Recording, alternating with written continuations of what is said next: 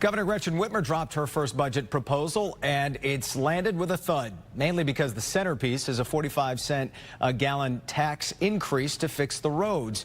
And social media, if you're wondering, isn't having it either. While some understand the need for the tax, and some here saying in part, I hate taxes as much as anyone, but roads that don't work have to be fixed. Others are not happy, saying highest insurance in the nation and highest gas. Sure, why not? No wonder the people are moving out of Michigan. The governor hopes the proposal will put the state on a better track. Business editor Rod Maloney is live in Lansing tonight with a look at what's on the table here. Good evening, Rod. Good evening, Jason. You know, this did not go over well here in Lansing, and here's what she's asking for. It's a record $60.2 billion, which is a 3.5% increase. I think that 3.5% there increase. And it's a situation where she says there's a lot of stuff we need to spend money on. Yes, the roads, but also education and water infrastructure.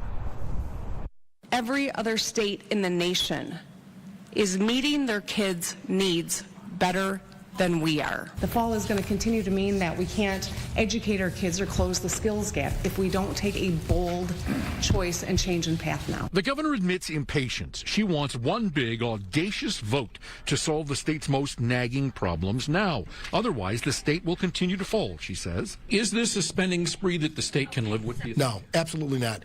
The families are already suffering. There's already a problem with what we are going through right now just to try to afford car. It's proposing $500 million in increased K-12 funding and an additional $152 million to special education, $13.9 million for health and human services, battling emerging public health crises, contaminated drinking water and the like, $14.5 million for food assistance and foster care. Yet State Senator Pete Lucido is unimpressed. She has to reevaluate. It could have been anyone running for governor just to go on in and tax people. Come up with what's called a real plan. This is not a real plan.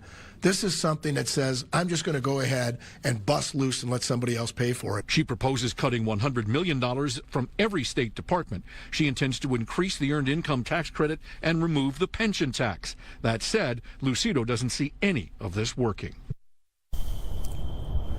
Now, it is the opening salvo. It's a negotiation. It always is. It's always a tough one, but this year especially so. Live in Lansing, Rod Maloney, Local 4.